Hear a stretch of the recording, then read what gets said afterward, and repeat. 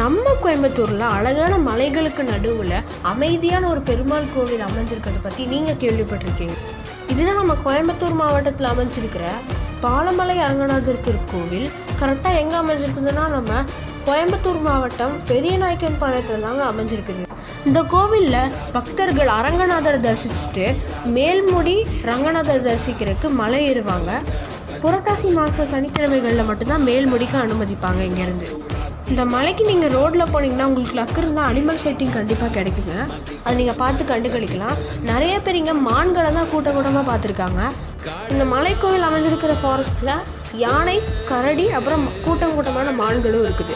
அங்கே போகிற பக்தர்கள் வனத்தை எந்த வகையிலையும் டிஸ்டர்ப் பண்ணாமல் சாமியை கும்பிட்டுட்டு வரணும்னு நான் வேண்டிக்கிறேன். வனத்தையும் கோவிலோட சரௌண்டிங்ஸையும் நாம் தூய்மையாக வச்சுக்கிறதுக்கு ஹெல்ப் பண்ணுவோம்.